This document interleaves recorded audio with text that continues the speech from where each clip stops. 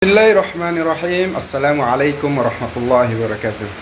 Alhamdulillahirabbil alamin. Assalatu wassalamu ala asyrafil anbiya'i wal mursalin wa ala alihi wa sahbihi ajma'in, amma ba'du.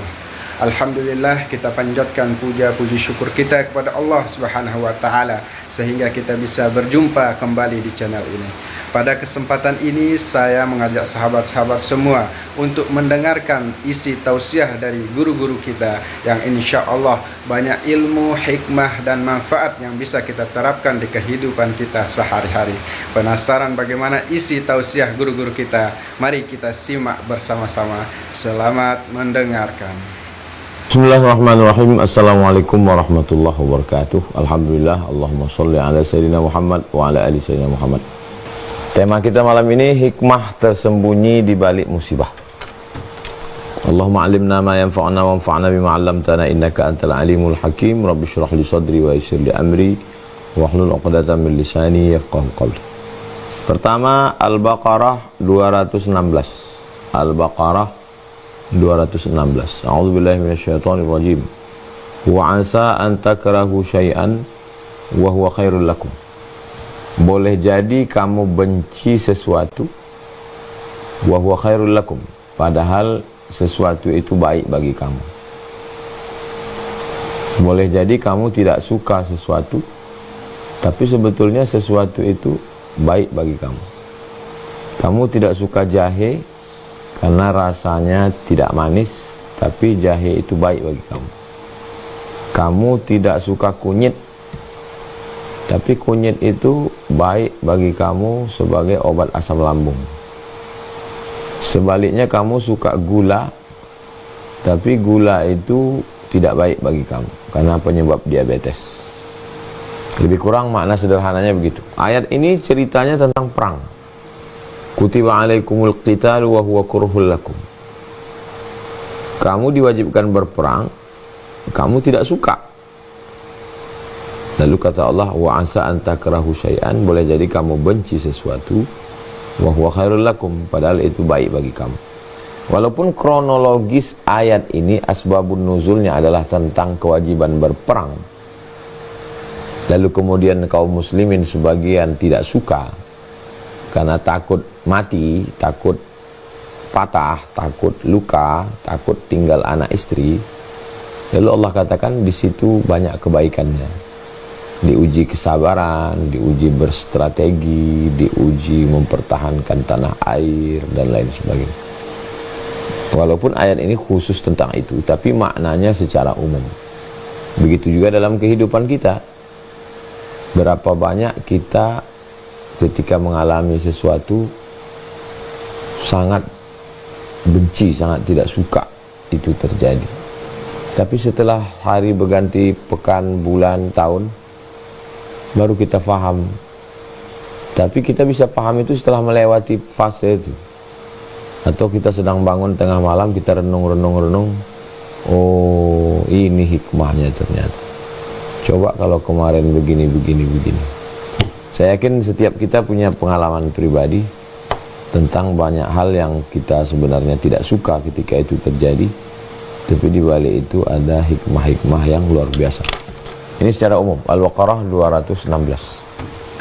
Berikutnya An-Nisa 19. An-Nisa 19. Fa'asa an takrahu syai'an, boleh jadi kamu benci sesuatu, wa yaj'alallahu fihi khairan katsira, tapi dijadikan Allah di balik sesuatu yang kamu benci, yang kamu tidak suka, di situ ada khairan katsira, banyak sekali. Khairan katsira, banyak sekali kebaikan.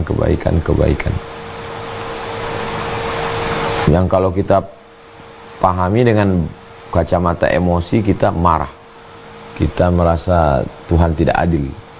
Kita merasa kok dia hidupnya mulus-mulus saja, enak-enak aja. Tapi setelah kita lewati hari berganti bulan, bulan berganti tahun, kita justru bersyukur pada Allah. Untung dulu begini.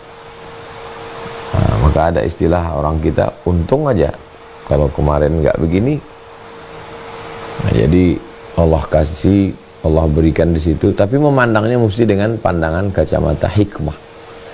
Kalau kacamata emosi, kacamata marah, kacamata kesal, kecewa, itu nggak ketemu. Mungkin kita ambil air wudhu dulu, kita sholat, kita bangun tengah malam, kita merenung. Oh iya, rupanya hikmahnya begini, hikmahnya di sini. Jadi cobalah kita renung-renung tentang, tak usah kita renung yang banyak-banyak, tentang perjalanan hidup kita aja lah. Perjalanan hidup saya, setelah saya ingat-ingat. An-Nisa ayat 19. Oke, berikutnya yang ketiga, Al-Ankabut ayat 2. Al-Ankabut ayat 2. Ahasiban nasu ayyutraku ayyaqulu amanna. Apakah manusia itu dibiarkan begitu saja mengatakan amanna, kami beriman? Apakah manusia itu dibiarkan begitu saja mengatakan amanna, kami beriman? Wahum la yuftanun, padahal mereka belum diuji. Apakah manusia itu dibiarkan begitu saja mengatakan asyhadu alla ilaha illallah wa asyhadu anna muhammadar rasulullah, inna salati wa nusuki wa mahyaya wa mamati lillahi rabbil alamin? Apakah manusia itu dibiarkan begitu saja mengatakan at-tahiyatul mubarakatuh salawatut thayyibatu lillah wa hum la yuftanun, padahal mereka belum diuji. Kata yuftanun diambil dari kata fitnah. Apakah mereka dibiarkan begitu saja mengatakan kami beriman sebelum mereka difitnah? Kata fitnah, akar asal kata bahasa Arabnya fitnah artinya batu yang dibakar. Jadi kalau kita gali tanah, ketemu batu hitam, kita bakar. Bakar dia di api unggun sehari semalam. Kalau dia tetap hitam, ya dia batu. Tapi kalau dibakar tiba-tiba besok meleleh kuning, berarti dia emas. Kapan kita tahu dia batu atau emas? Ketika dibakar. Nah, jadi manusia ini begitu juga dengan kita berkawan. Kalau sedang kenyang, tenang, lenang, itu nggak nampak kualitas kawan itu. Mana kawan sejati? Orang menang punya banyak kawan, orang kalah punya teman sejati. Kalau kita menang, senang, kenyang, tenang, banyak kawan kita, kawan ketawa banyak. Tapi waktu berjuang, waktu sedang susah, waktu sedang terpuruk, berapa orang, coba hitung, berapa orang kawan kita waktu susah, terpuruk, payah, itulah sahabat kita. Dan kita nggak suka itu susah itu. Nggak ada manusia ini suka susah, bangkrut, miskin, melarat, jatuh, kecewa, merana, nggak ada. Tapi di balik itu kita menemukan kawan-kawan. Saya yakin setiap kita punya pengalaman itu. Dan kalau coba mundur sejenak, setahun yang lalu kah, 5 tahun yang lalu kah, 10 tahun yang lalu, kita ingat-ingat. Ada itu kawan-kawan kita yang memang betul kawan-kawan. Makanya ada istilah kawan seperjuangan. Ini kawan berdarah-darah nih Pak Ustadz. Ini kawan seperjuangan ini. Kenapa? Ya memang begitu. Memang ada model kawan begitu. Berikutnya Al-Qasas 15. Al-Qasas 15, Al-Qasas ayat 15. Nabi Musa waktu itu sudah berada pada zona nyaman. Tinggal di istana, anak angkat Fir'aun, punya ibu yang penyayang. Tiba-tiba ketika keluar dari istana, dia melihat ada 2 orang yang sedang yaqtatilan, sedang kelahi. Lalu Nabi Musa melerai, memisah, jangan kelahi, tapi kemudian ini orang ngelawan. Fawakazahu Musa faqada alaih. Nabi meninjunya, rupanya ditinju mati. Akhirnya Nabi Musa SAW, karena yang terbunuh ini ternyata adalah masyarakat kelas 1. Kalau masyarakat kelas 2 Bani Israel, masyarakat kelas 1 adalah warga Fir'aun. Lalu Nabi Musa SAW pergi dari istana Fir'aun. Iya, siapapun yang tinggal di zona nyaman akan mengatakan bahwa ini sesuatu yang tidak mengenakkan. Masa hidup sudah enak, tiba-tiba mesti berada di gurun pasir yang panas, nggak tahu mau kemana, hidup lagi mulai dari nol. Itu sangat tidak nyaman, sangat tidak enak. Tapi apa hikmah di balik itu? Hikmah di balik itu Allah mempertemukan Nabi Musa dengan anak Syuaib. Allah kemudian mempekerjakan Nabi Musa kepada Syuaib Samaniyah Hijaj, 8 musim, mengembalakan kambing, panas terik, bau busuk. Tapi disitulah latihan kesabaran, karena nanti dia akan punya misi besar, dia akan menghadapi Fir'aun. Orang nyaman tidak bisa menghadapi Fir'aun. Orang yang tidur di istana Fir'aun tidak bisa menghadapi Fir'aun. Yang bisa menghadapi Fir'aun itu hanya anak muda yang sudah digembleng di panas terik gurun pasir, 10 tahun mengembala kambing, dipukul ombak, diempas gelombang, karangnya tajam, airnya deras. Hanya ombak yang kencanglah yang bisa mendidik nakhoda yang jitu. Nakhoda yang hebat, nakhoda yang handal, itu alumni dari lautan yang dahsyat. Kalau cuma naik sampan di kolam renang, itu tidak melahirkan nakhoda. Itu anak-anak naik perahu bebek. Makanya di yayasan kah, di partai kah, di negara kah, di ormas kah, generasi pertama itu pasti generasi pejuang. Tapi kalau udah generasi kedua, juang-juang pedikit, generasi penikmat. Jadi Allah menceritakan bagaimana proses Nabi Musa SAW melewati sesuatu yang tidak menyenangkan, yang tidak mengenakkan, tapi di balik itu ada rahasia. Allah ingin mengeluarkan Nabi Musa dari istana Fir'aun dengan sedikit kekhilafan, yang itu pun dalam skenario Allah. Lalu kemudian akhirnya dia keluar dari zona nyaman itu, dia ngantri untuk mengambil air, dia menyelamatkan anak Syuaib membawa kepada Syuaib, menjadi pekerja selama 8 tahun, 10 tahun. Setelah mentalnya siap, barulah kemudian Allah Subhanahu wa ta'ala menghadapkan orang yang siap ini berhadapan dengan Fir'aun. Berikutnya yang kelima, As-Saffat ayat 100. As-Saffat, surat As-Saffat ayat 100. Rabbi habli minas salihin. Rabbi habli minas salihin, berikanlah saya anak yang soleh. Doa Nabi Ibrahim alaihissalam. Padahal kalau kita baca ceritanya di ujung, begitu mudahnya Allah membuat Sarah mengandung punya anak, lahirlah Ishak. Tapi kenapa dia perlu berdoa 86 tahun menurut tafsir Ibnu Katsir? 86 tahun, Rabbi habli minas sholihin, Rabbi habli minas sholihin, Rabbi habli minas sholihin. Sampai akhirnya menikah dengan Hajar. Hajar melahirkan anak Ishak. 13 tahun setelah itu, 86 tambah 13, 99, barulah lahir Yakub, barulah lahir Ishak. Dengan Hajar lahir Ismail, dengan Sarah lahir Ishak.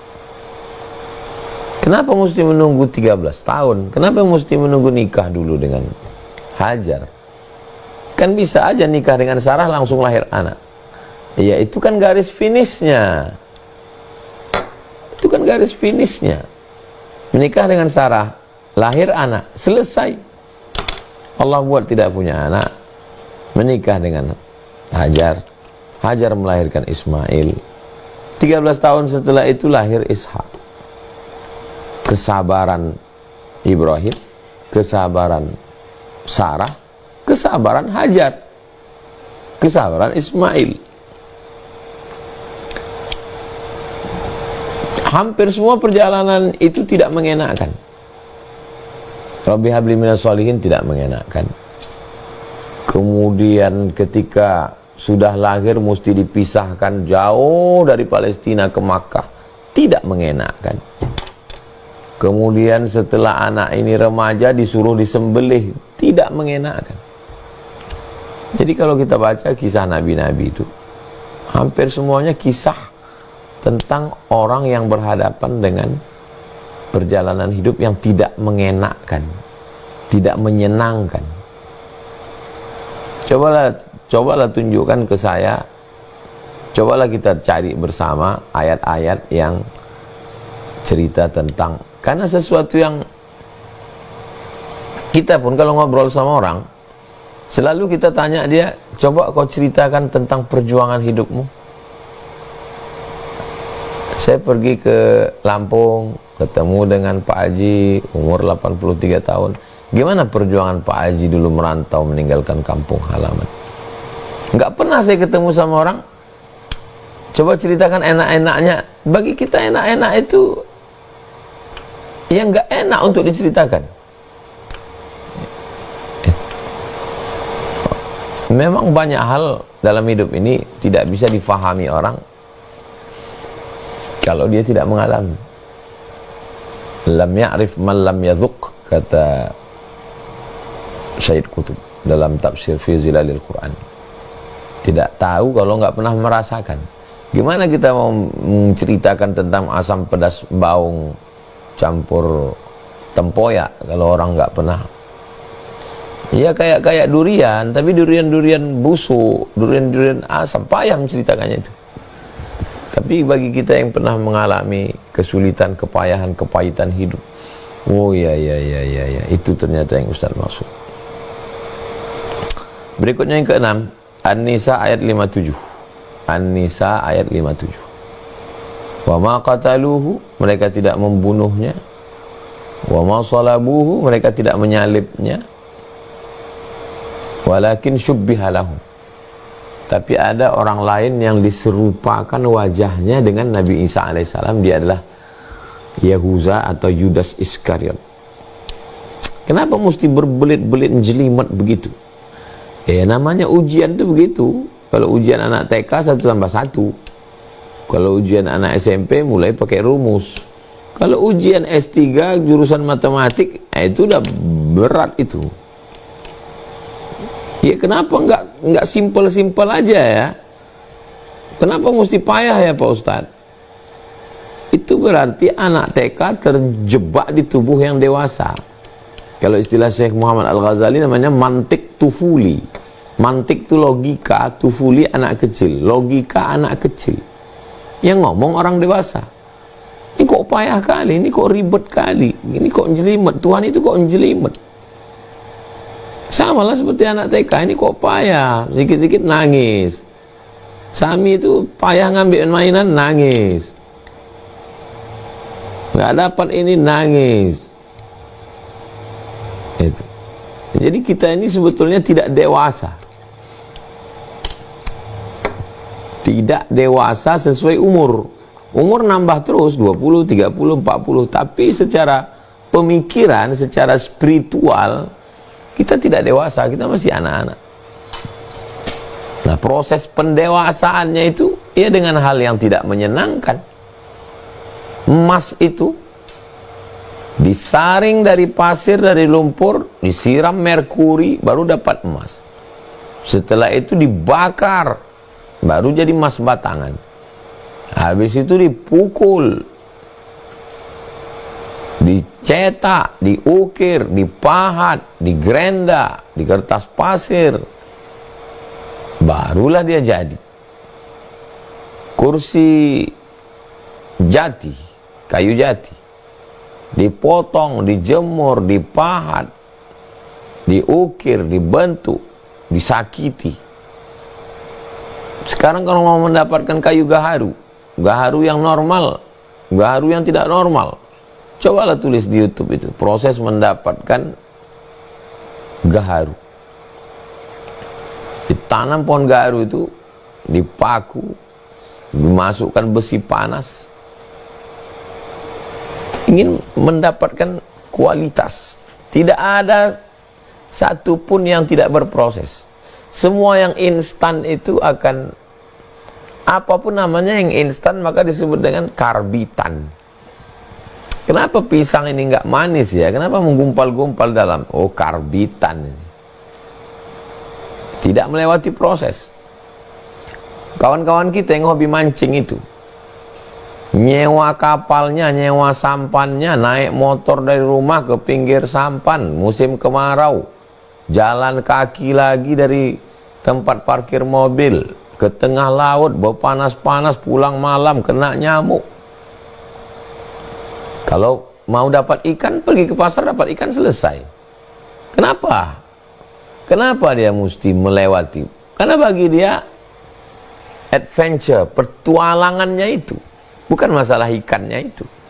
Malah setelah ikannya dapat, coba tengok bule-bule itu, setelah ikannya dapat malah dilepas. Petualangannya mendapatkan itu.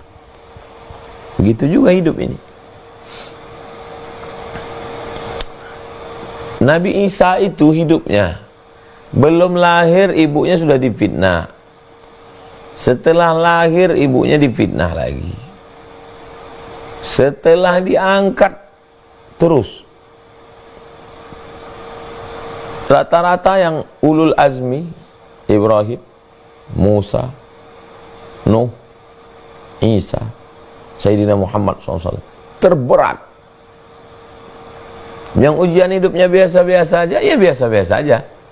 Tapi begitu dia diangkat jadi wali Allah, ujiannya luar biasa. Naik menjadi nabi, naik menjadi rasul, naik menjadi ulul azmi. Semakin mengerucut, makin berat. 7. Surat Az-Zumar. Surat Az-Zumar ayat 10. Innama yuwaffas sabiruna ajrahum bighairi hisab. Allah memberikan balasan pada orang yang sabar itu bighairi hisab. Tidak bisa dihitung. Bighairi hisab, tidak bisa dihisab. Bighairi hisab, tidak bisa diduga, tidak bisa dikira. Nggak bisa aku mengiranya. Maksudnya nggak bisa aku ngitungnya, nggak bisa aku menduganya. Kalau nggak ada hal yang menyakitkan, gimana kita tahu kita sabar? Dan kalau kita tidak tahu diri kita sabar, gimana kita layak untuk mendapatkan surprise? Oh, jadi kalau begitu Allah menguji itu karena Allah nggak tahu kita sabar, berarti rusak iman kita. Allah tahu. Kalau Allah tahu, kenapa dia uji kita? Dia cuma mau ngasih tahu kita. Dia cuma mau ngasih tahu kita, kok nggak layak. Supaya kita sendiri ngaku, oh ya aku nggak layak. Pernah nggak berdoa merasa malu? Malunya itu doanya minta seperti Nabi Musa, seperti Nabi Isa, seperti Nabi Ibrahim. Tapi pas diukur-ukur kesabarannya jauh, kan malu tuh. Kayaknya nggak layak lah minta. Bagaimana mungkin orang masuk surga? Bagaimana mungkin orang dapat balasan pahala unlimited kalau dia tidak sabar? Bagaimana mungkin dia tahu dirinya sabar kalau dia nggak kena ujian? Jadi beragama ini memang perlu keheningan, perlu bahasanya waqfah ma'an nafsi, sejenak bersama jiwa.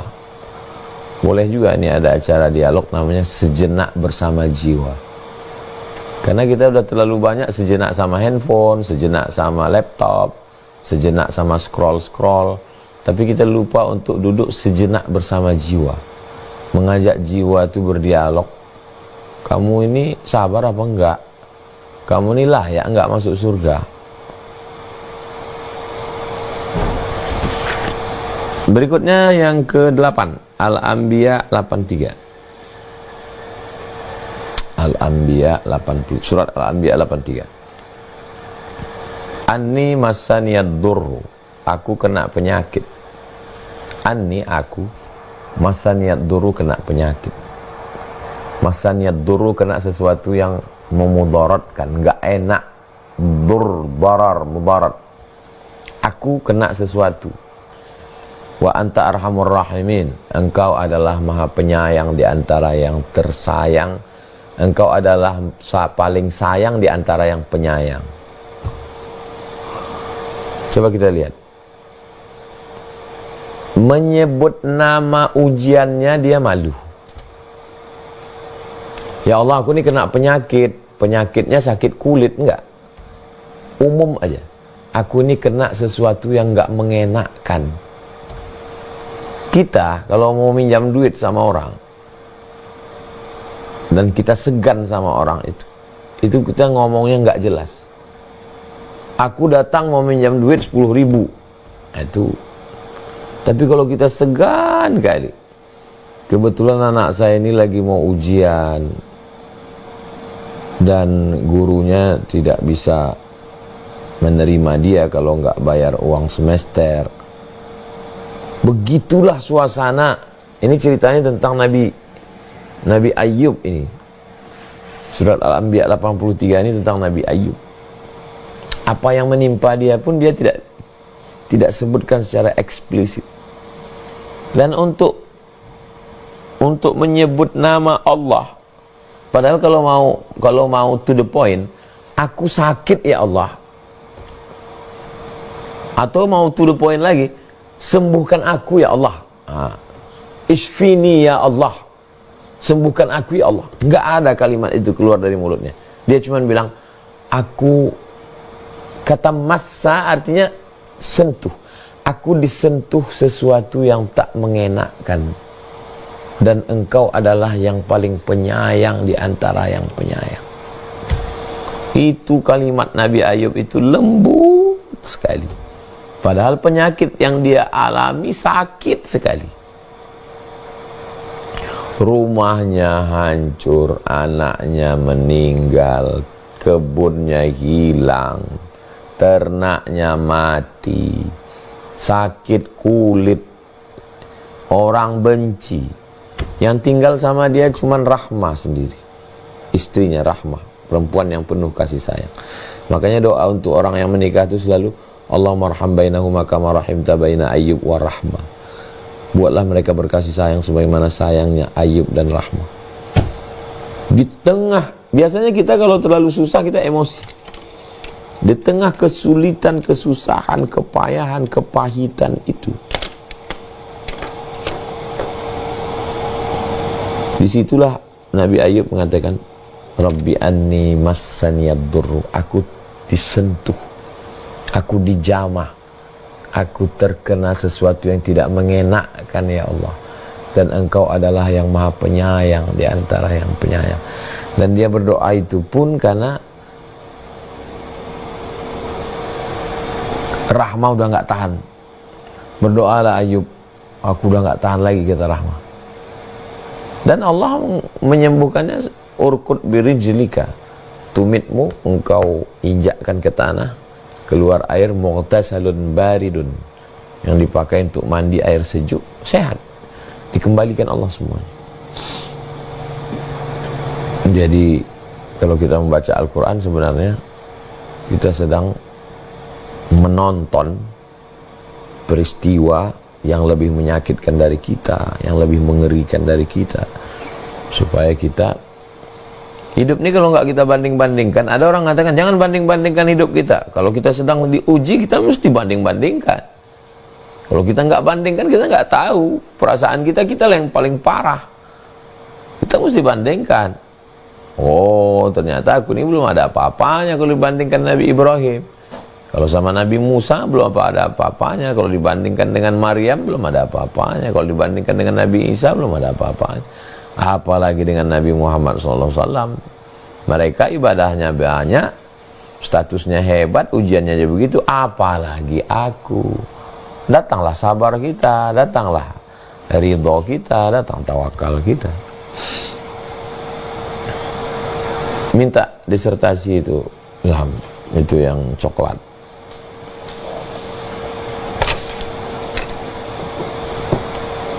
Disertasi ini adalah disertasi awal yang saya bawa ke Sudan sebelum diperiksa oleh Syekh Omar Al-Ma'ruf Ali. Inilah yang pertama saya cetak, saya bawa ke Sudan. Tebalnya sebelum ditashih oleh Syekh.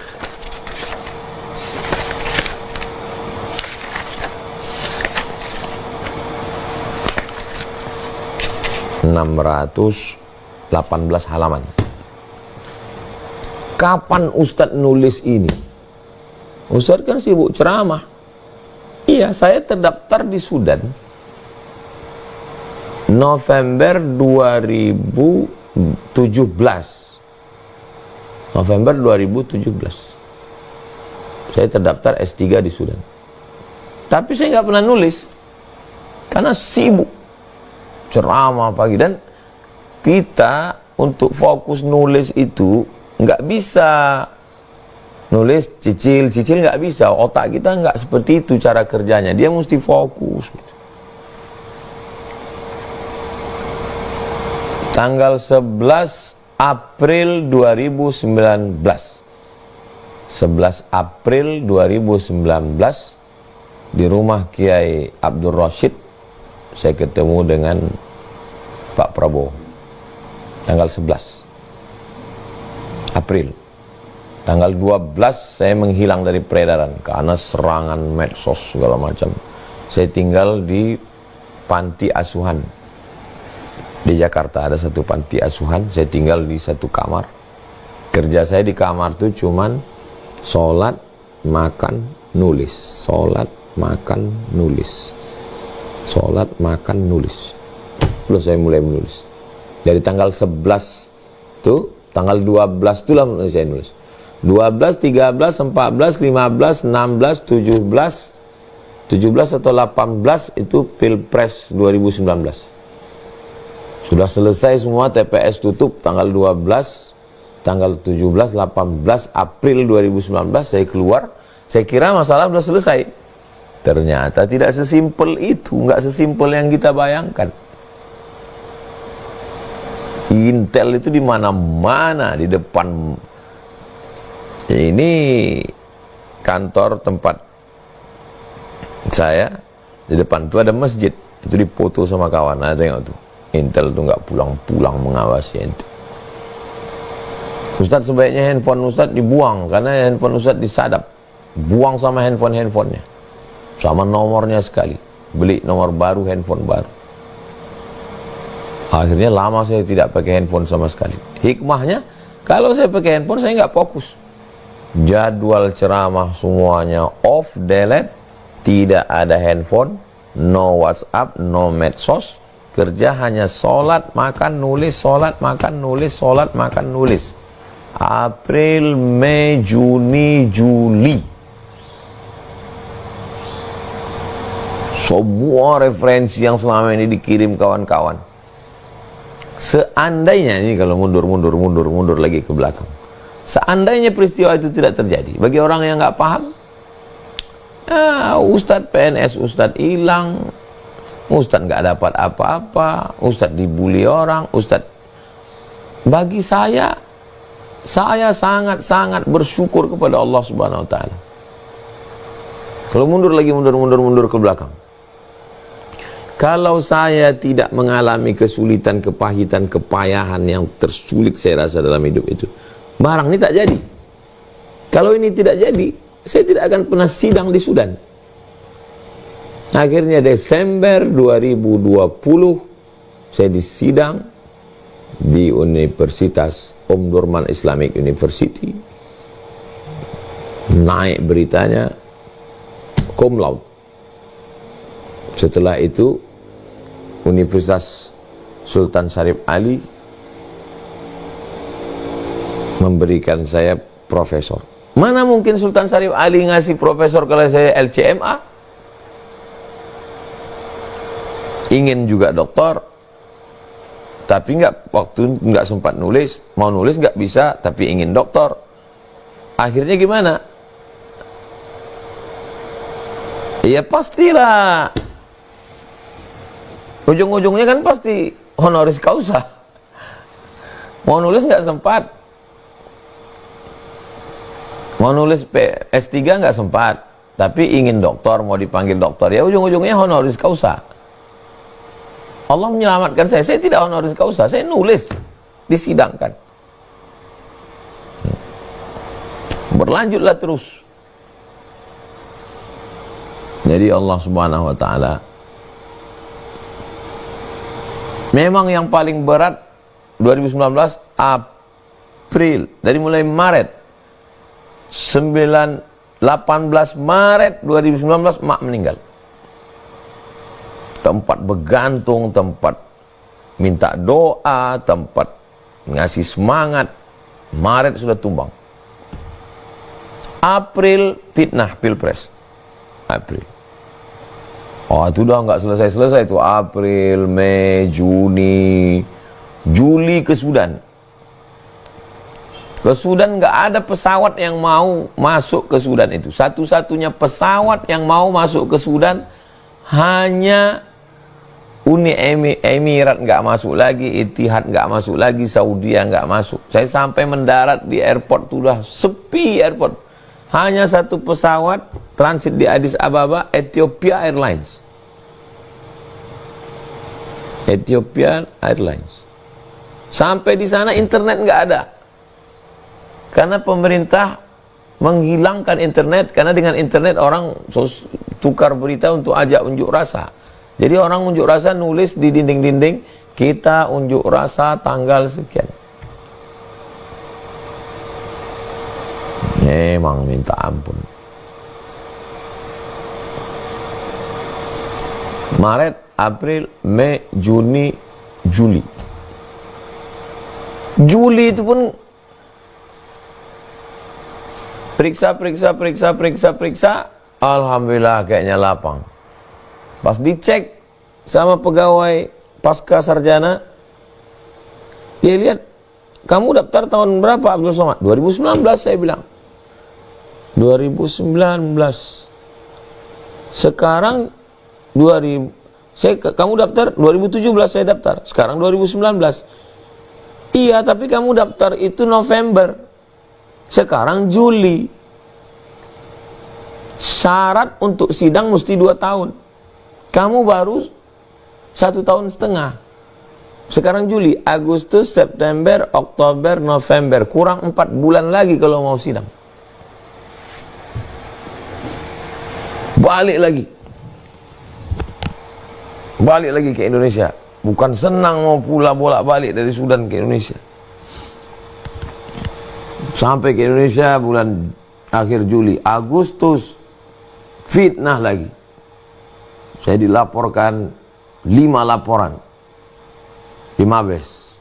Saya klarifikasi di Majelis Ulama Indonesia bahwa saya sedang menyampaikan ceramah saya dipotong,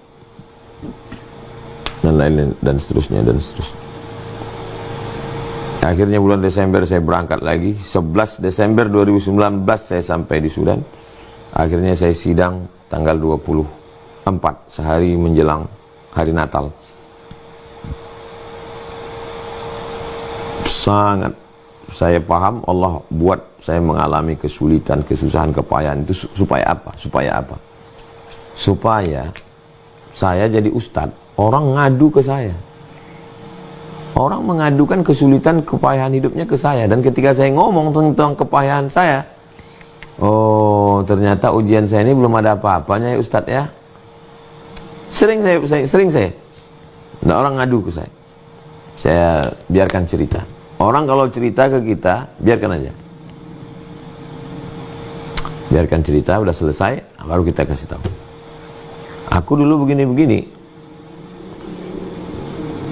Keluarga nggak ada, emak tak ada, hidup sendiri, lari-lari ke sana kemari, handphone mati, nulis, diawasi, semua putus, keluar dari PNS, kawan menjauh.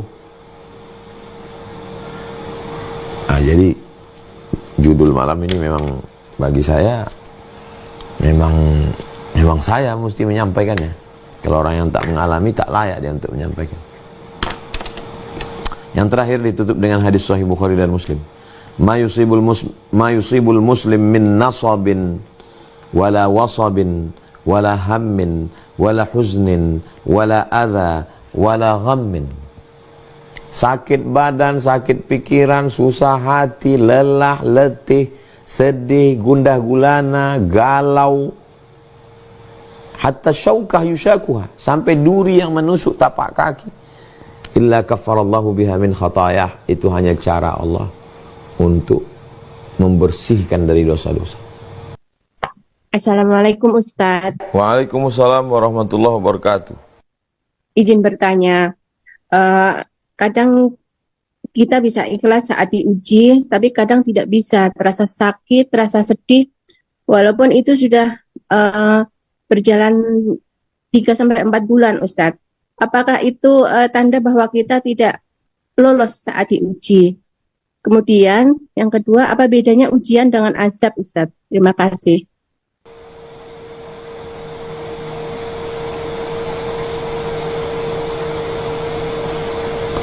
Ketika kita diuji, kita mungkin sabar.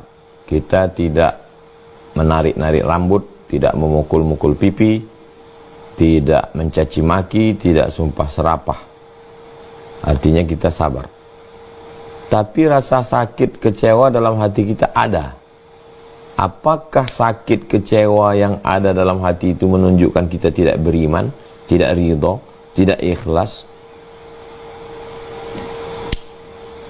Kita hanya bisa mengatasi yang bisa kita atasi. Saya bisa menghentikan tangan saya untuk tidak mukul-mukul pipi, nyobek-nyobek baju, narik numbuk dinding.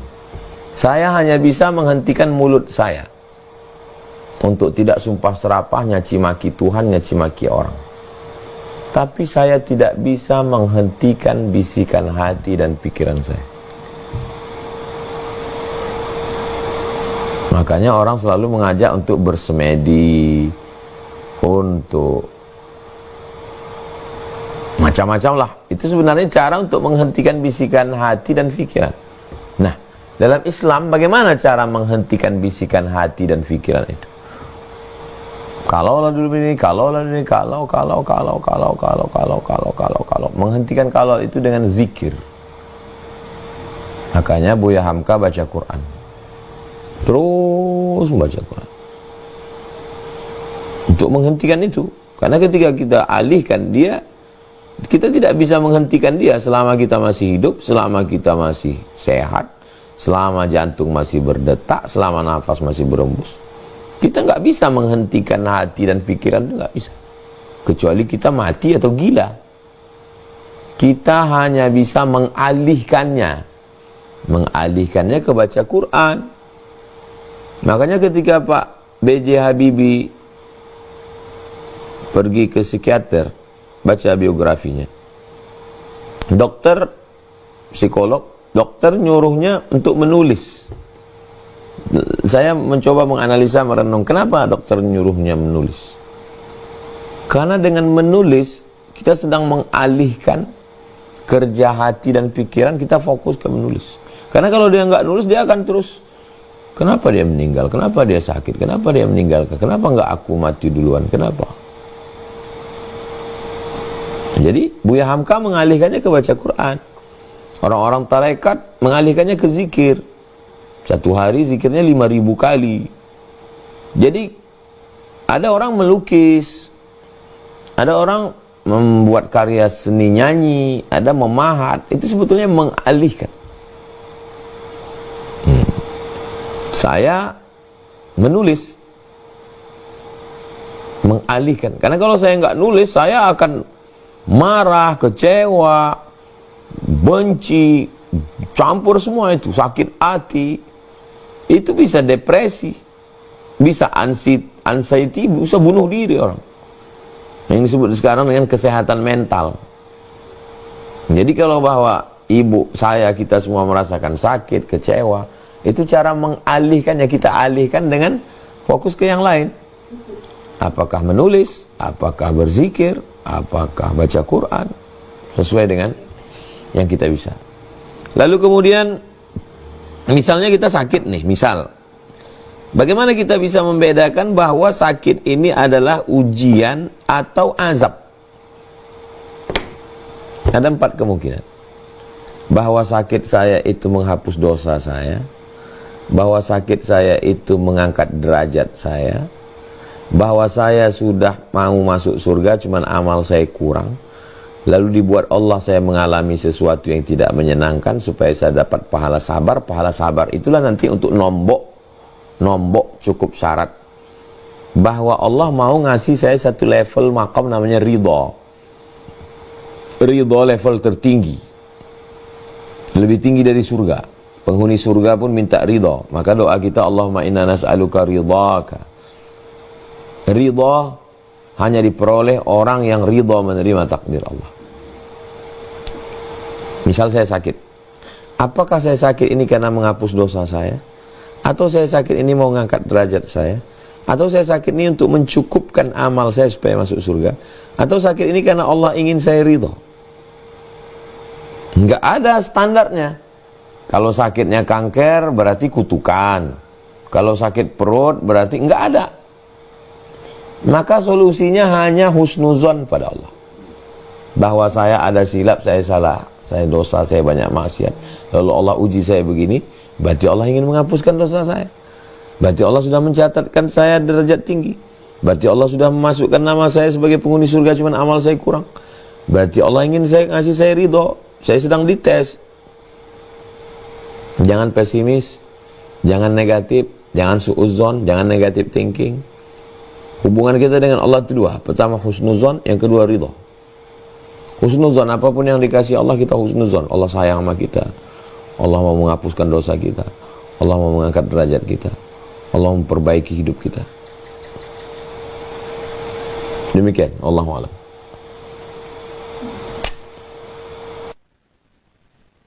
Baik Ibu, mudah-mudahan terjawab atas pertanyaannya. Persilakan berikutnya untuk Ibu Dani, Umi Dani. Assalamualaikum warahmatullahi wabarakatuh.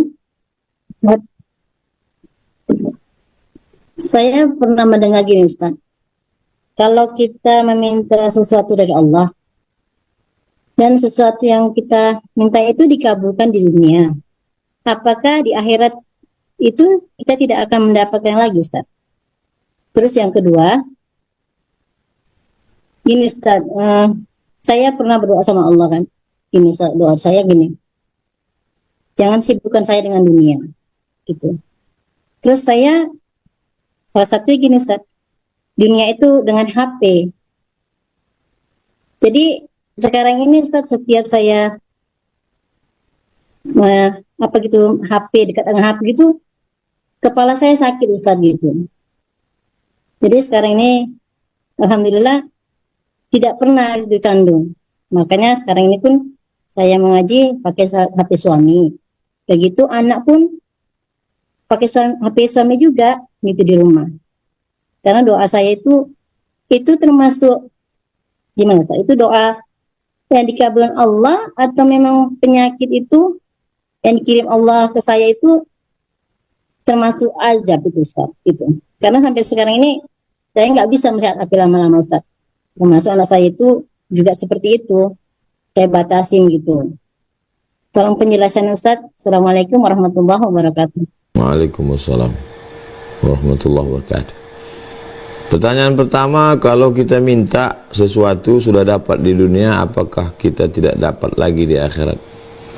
Minta rumah, minta mobil, minta istri, minta anak, minta duit, minta jabatan, minta semua, itu hanya satu tetes dibandingkan akhirat adalah samudera yang luas. Pergi kita ke tepi laut, masukkan ujung jari kita ke laut, naikkan ke atas, itu hanya setetes. Akhirat ada yang luas.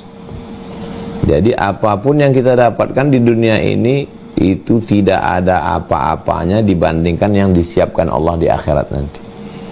Makanya kalau dapat jangan bangga, kalau nggak dapat jangan kecewa. Dapat ya biasa aja, nggak dapat ya biasa aja.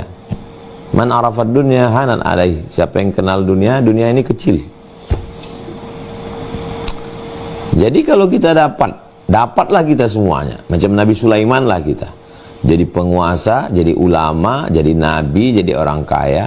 Terus di akhirat nanti dapat lagi mala a'yunun ra'at, tidak pernah dilihat mata, wala udhunun sami'at, belum pernah didengar telinga, wala khatara ala qalbi bashar, belum pernah terlintas di hati manusia. Enggak dapat. Nggak dapat sama sekali. Kuasa nggak dapat, harta nggak dapat, ilmu nggak dapat, apapun tak dapat. Tapi kita tetap berharap sama Allah. Di akhirat nanti kita dapat. Orang beriman tidak pernah sedih, tidak pernah kecewa. Kalau dapat berarti dia sedang diuji. Kalau tidak dapat berarti dia tidak diuji. Kalau dapat hanya setetes, nggak dapat pun dia nggak dapat setetes. Sering tuh diulang-ulang. Saya pun yang ngomong saya ulang-ulang sering supaya masuk ke kepala saya.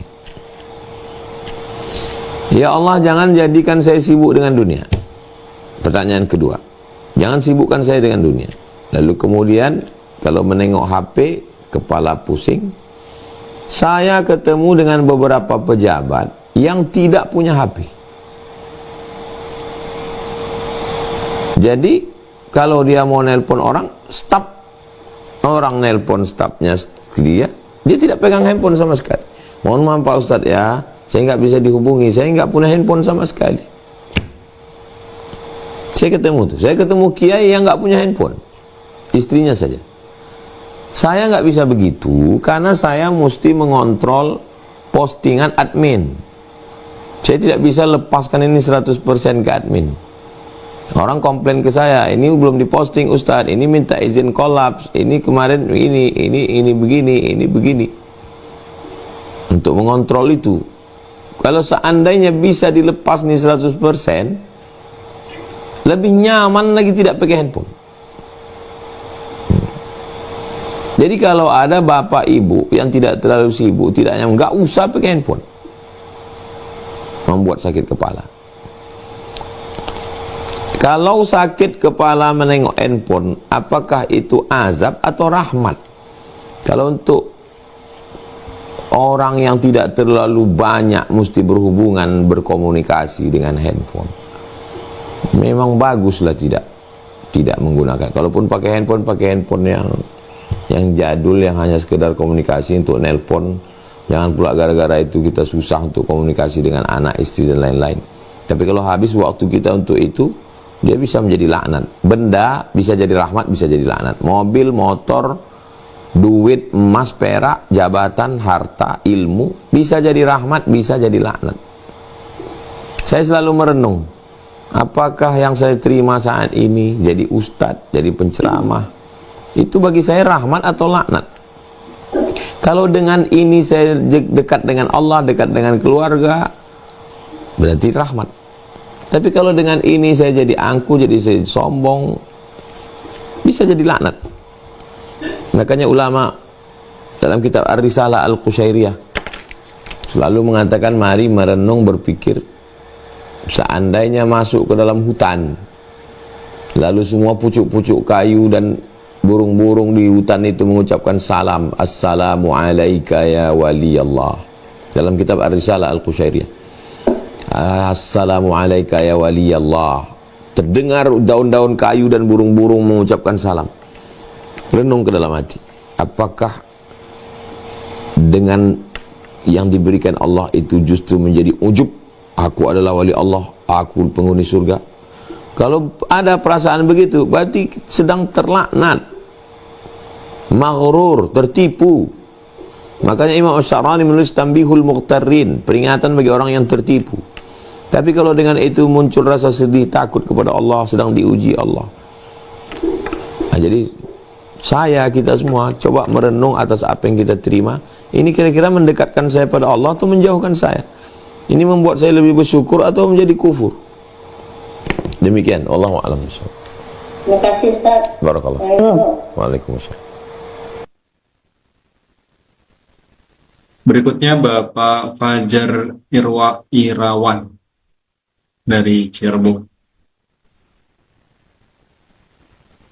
Assalamualaikum warahmatullahi wabarakatuh, Pak Ustaz. Waalaikumsalam warahmatullahi wabarakatuh. Saya hari ini bahagia sekali, Ustaz. Saya kebetulan penggemar Pak Ustaz Abdul Somad ini sudah lama. Alhamdulillah. Begini Pak Ustaz, saya ingin bertanya tentang umur atau usia, Pak Ustaz. Jadi 16 tahun yang lalu bapak saya berpulang, Pak Ustaz. Terus 5 tahun yang lalu ibu saya juga berpulang, Pak Ustadz. Sampai sekarang saya pun masih merindukan beliau berdua, Pak Ustadz. Bisa dibilang ikhlas harus ikhlas, tapi kenapa perasaan hati ini masih mengganjal gitu, Pak Ustadz?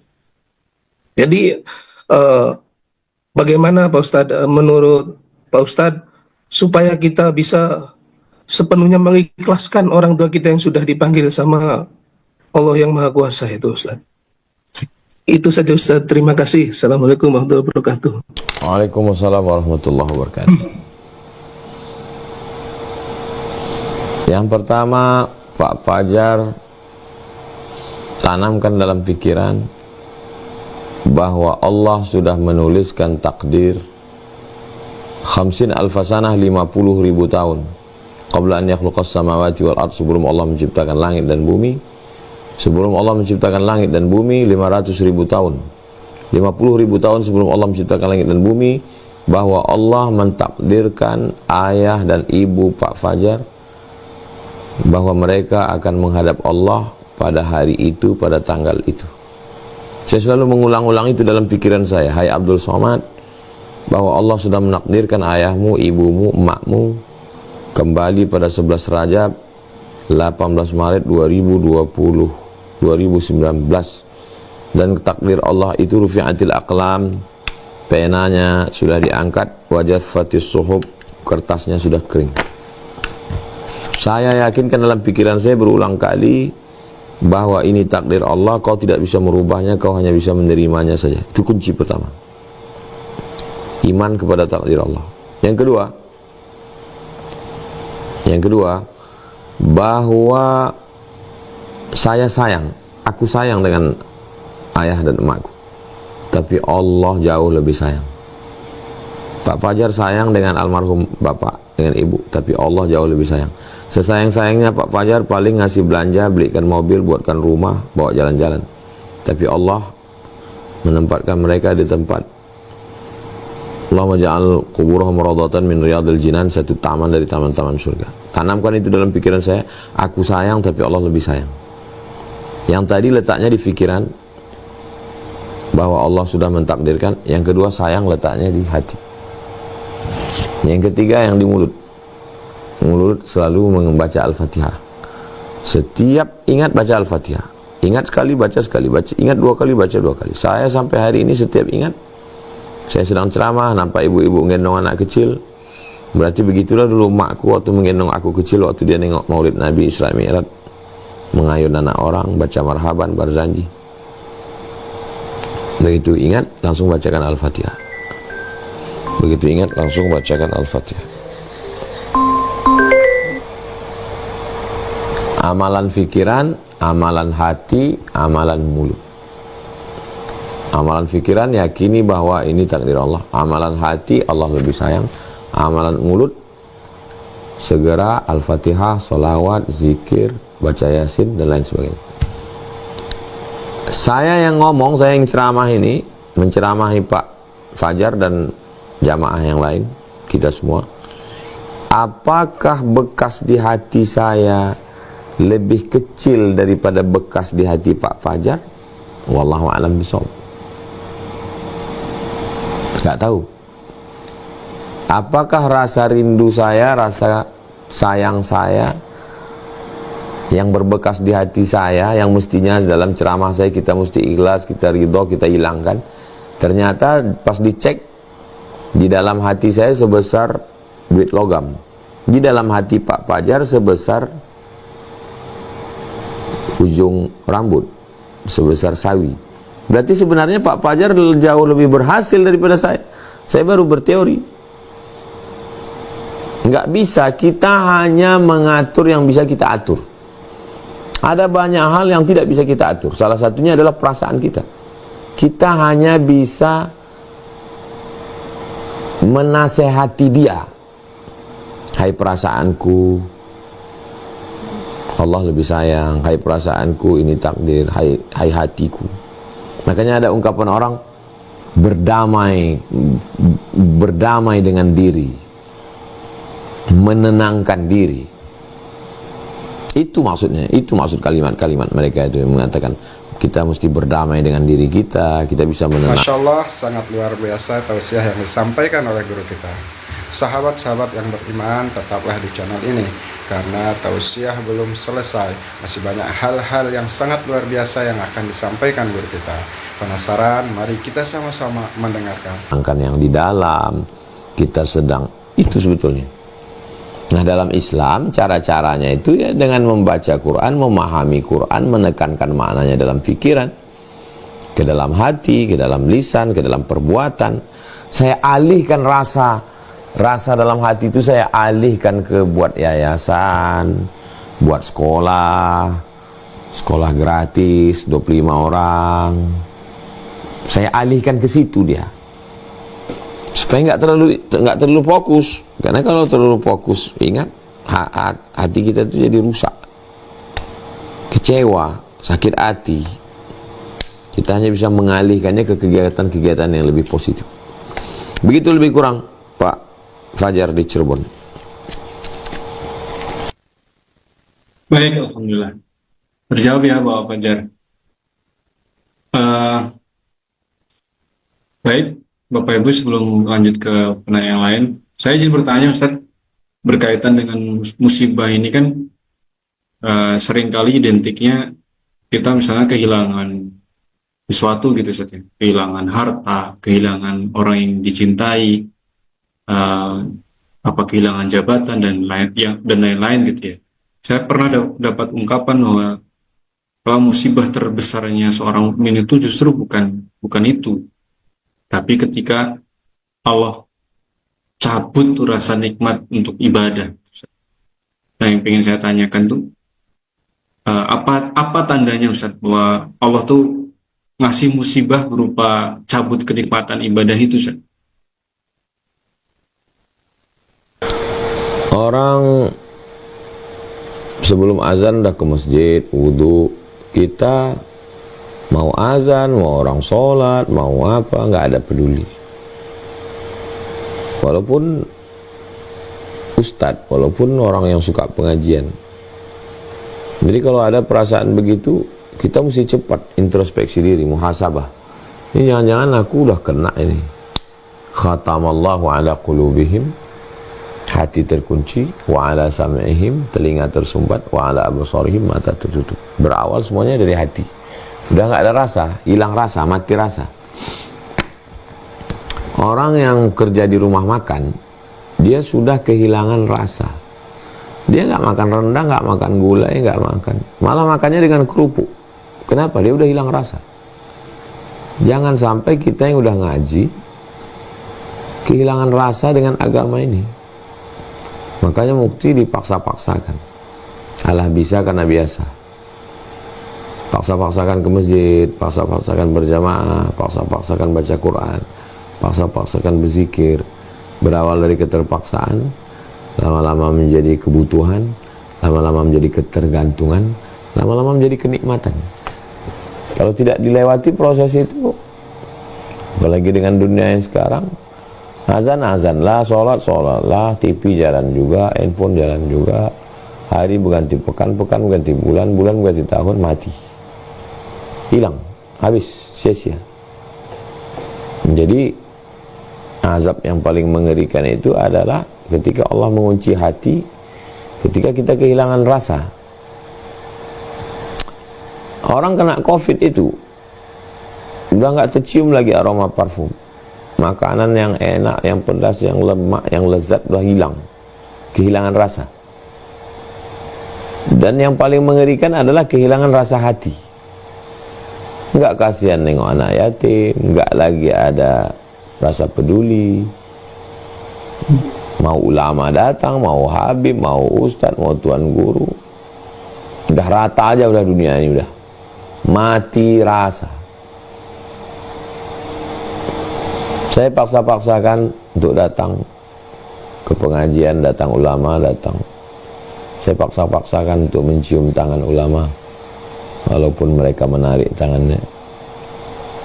Itu sikap mereka, tapi saya tetap takzim dengan guru-guru saya, dengan ustaz-ustaz saya, untuk menumbuhkan rasa dalam hati. Paksa-paksakan, duit kita pun tak banyak kali karena kita bukan orang kaya. Paksa-paksakan menyantuni fakir miskin, duafa, supaya terasa dia. Jangan sampai kita mati rasa. Mungkin begitu Bang Alvin. Baik. Terima kasih Ustaz atas jawabannya. Barakallah. Baik, kita lanjut ke penanya berikutnya. Saya persilakan Ibu Sopi dari Bekasi.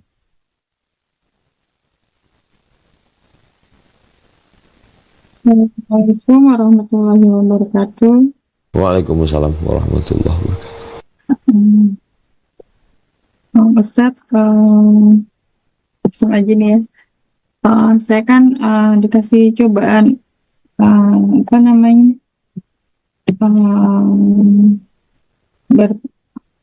aja ya. Sama apa udah tinggal parent gitu ya. Nah itu semenjak awal keputusan untuk berpisah itu sampai sekarang hubungan silaturahmi dengan pihak keluarga suami itu apa namanya, bukan putus hubungan ya, saya sengaja menghindari supaya tidak mencegah perdebatan, terus khawatir ada masalah baru, terus khawatir nanti hubungan anak dengan pihak sana nanti jadi bermasalah gitu, terus juga menjaga mental dan hati saya gitu, khawatir nanti ini lagi gitu. Itu yang tindakan saya itu salah tidak ya Ustadz? Karena kan pesannya kayak memutus silaturahmi gitu. La yahillu li muslimin ayahjura akhahu fawqa thalathin. Tidak boleh seorang muslim memutus silaturahim lebih dari 3 hari. Makna kata ayahjura diambil dari kata hajara, meninggalkan, membenci, memutuskan. Jadi pahami dengan baik. Saya misalnya punya tetangga, kalau saya akrab dengan dia, nanti saya ghibah, nanti saya namimah, nanti saya ikut grup yang tidak baik, lalu saya hanya say hello, assalamualaikum, apa kabar, cukup. Itu bukan berarti memutus silaturahim. Jadi mana putus itu adalah meninggalkan, membenci, menjauhi. Jadi selama kita masih ada hubungan sebagai sesama muslim, ada hubungan baik, itu tidak masuk kategori memutuskan. Ibu masih tetap sebagai saudara, sebagai seorang muslim. Tapi kalau hubungannya dekat, yang namanya pernah terluka, beda sama kulit yang nggak luka. Kulit kalau dia luka, kena angin, kena garam, kena jeruk dikit, sakit. Jadi ibu sebenarnya sedang menjaga, mengantisipasi, bukan memutus. Menjaga hati orang, menjaga hati kita, menjaga pandangan orang. Jadi tidak masuk kategori memutus. Tapi kalau sampai membenci, menghasut, dan seterusnya, itu makna memutus. Jadi pahami makna memutus itu dengan baik.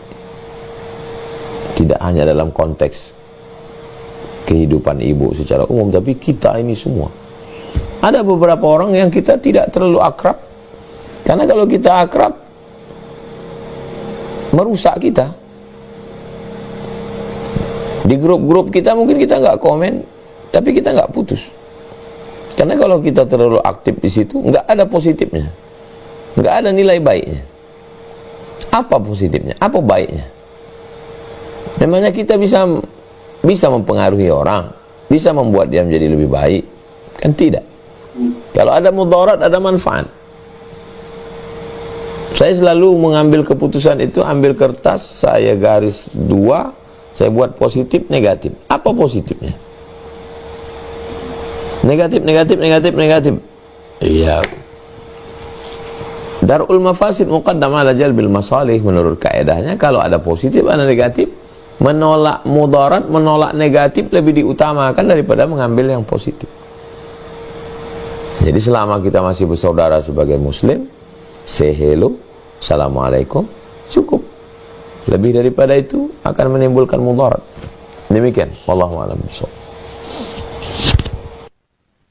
Ustaz, terima kasih banyak. Mohon doanya juga kebaikan dan yang terbaik dari saya. Assalamualaikum warahmatullahi Warahmatullahi. Waalaikumsalam warahmatullahi wabarakatuh.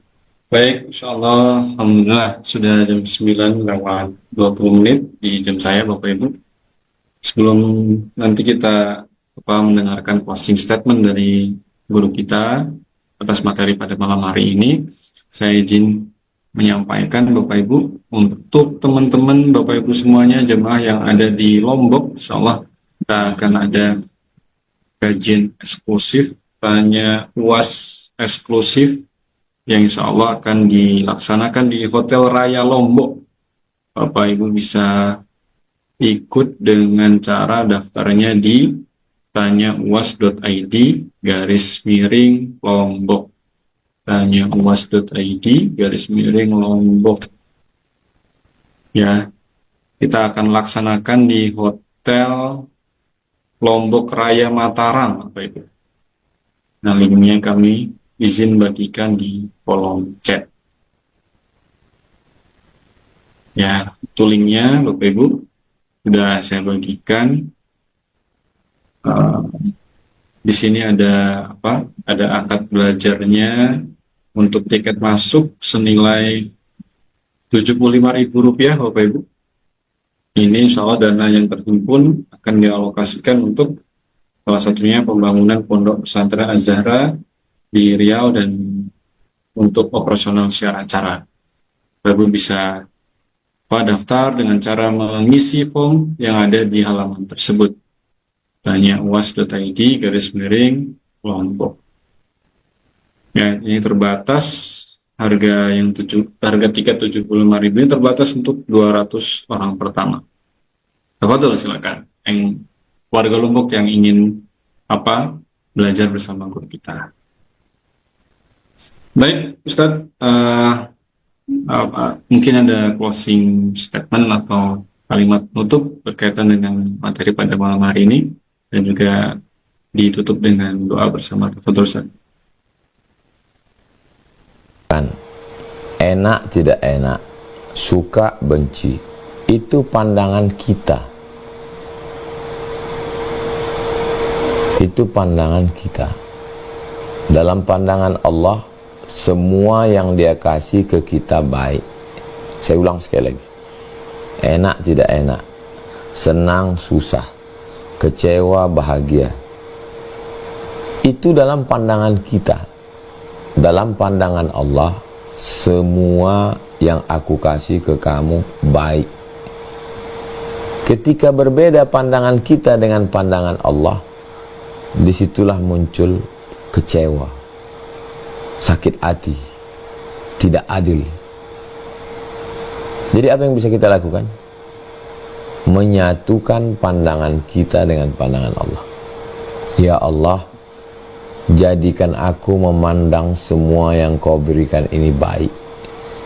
Kalau menurut engkau ini baik, jadikan aku menerimanya dengan baik. Walaupun menurut hawa nafsuku tidak baik. Walaupun menurut orang sekelilingku tidak baik. Tapi menurut engkau bagiku ini baik. Buat aku bisa melihatnya baik. Makanya dalam Sahih Muslim, la yazalu abdi yataqarrabu ilayya bin nawafil.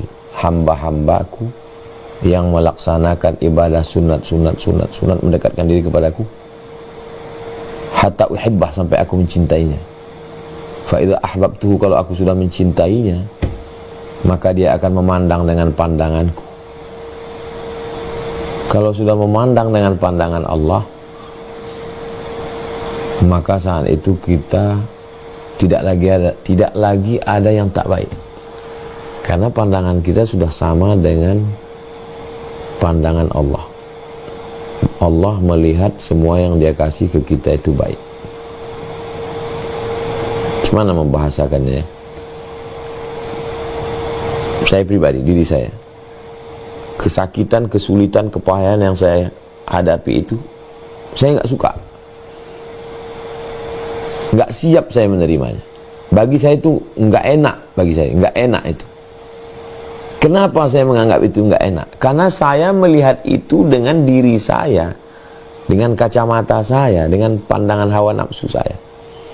Tapi bagi Allah, rencana Allah untuk saya itu baik. Saya yang belum bisa memahami rencana Allah itu. Maka ya Allah, jadikan aku melihat yang kau kasih ini kepadaku seperti engkau melihatnya, bukan seperti aku memandangnya. Inna salati wa nusuki wa mahyaya wa mamati lillah.